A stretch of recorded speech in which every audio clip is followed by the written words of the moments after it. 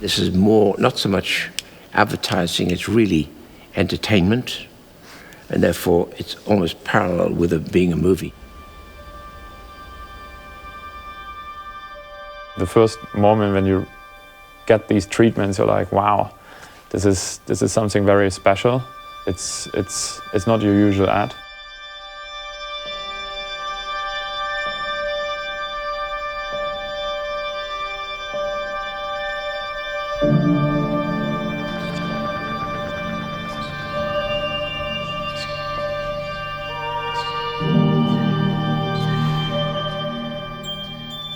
Hennessy is made up of 7 distinct taste notes, and the concept was to like visualize those tastes, so it's like synesthesia. It's like a journey through space and time, through nebulas and planets, and each taste is represented by one of these different planets. Ridley Scott was really hands-on on this project.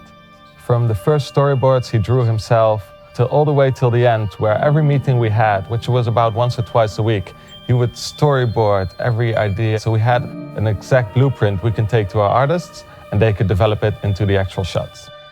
My favourite world out of all of them would probably be the Spicy Edge world, the making of the woman. I think that looks really cool.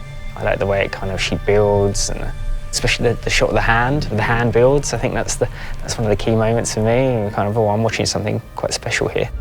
Making it look like spicy and technical and AI is such a, it's such a weird effect. We started to do like small tests that are technical, of course, but not much detailed. But that would give us a behavior that we can judge in advance. There was an actor on set, but later on we decided to go full CG because it's so much easier, the integration of these particles that Ridley wanted, and it would be much harder to get CG trails to interact with a real human.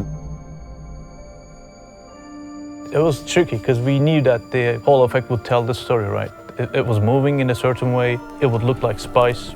The effect itself is looking good if you go close up, if you look at what it's doing internally, but that didn't really tell the whole story. That didn't work for us. We had to come up with really different angles, create some nice camera moves, basically compose the whole sequence together. Otherwise, it was going to look just not right. For every sequence, we had these breathtaking images that our concept department created, representing some of the key shots for each world. When I saw the concept art for Flowing Flame for the first time, I was blown away. You could already tell that this would be something very challenging, certainly nothing that you do every day. We own you with something bigger. It was cool because we only had this small portion shot, just the people inside the cockpit of a glider, and the rest we had to create completely in CG. And we really had to convey this sense of heat. The clouds really had to feel super hot, as if they were almost burning. And this required lots of R&D for the interaction of the glider with the smoke. And we also had to do these lighting effects with red light shining through the clouds and hitting the plane. The rising heat sequence was something I was quite heavily involved in, so I feel quite proud of the work we achieved in that section. If you think of that shot, probably only the walkers were the only thing that we actually shot on set, and we had to create everything else around that, which became quite a tricky number in terms of DMP projections, and especially finding the colour and the tone and the palette of that whole kind of sequence. One of the biggest success of this commercial is the idea is so strong, and then it's directed really, really well. I've been on sets before, but just seeing Ridley work, he knows his way around a set. He has 3 cameras working at the same time, and he'll just be sitting there going camera 1, camera 2, camera 3, pull in a little bit more, which is good because we've got to do so many sets. You've only got a week. He needs to be on point for everything, and yeah, he was. Our treatment was continually evolving because Ridley would sketch continually on set, so we need to reference real-world images to correspond with those drawings. For the wood crunch sequence, we had to create a character. The character was called a golem. So he's that kind of wood creature that gathers all the pieces from the wood ground and kind of gets built up progressively.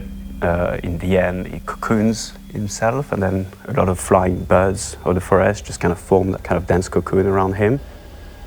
I figured it had to be a dance, because it had to be not sinister, it had to be certainly intriguing. There's a certain flow that is happening. There's an actor that is dancing, so you need to kind of sell your effects with that flow. So you kind of need to adapt to what is happening in the actual motion capture. If you look at the early development of wood crunch, you would see different submissions. You had a lot of stringy approaches, tweaks. Some didn't work, some did. There was also the bird, the way it basically works with the effect. There was this flock, which is another challenge in terms of forming the cocoon, because you can't really have a lot of birds, but you can't have less as well. There's a sweet spot that you need to hit. What we've achieved is, it's a classic kind of mix now of how VFX integrates into normal filmmaking, and how the result, can come together and be kind of a seamless blend of something that's strange and beautiful and cinematic and quirky and all at the same time. So I'm proud of what we did. It looks great.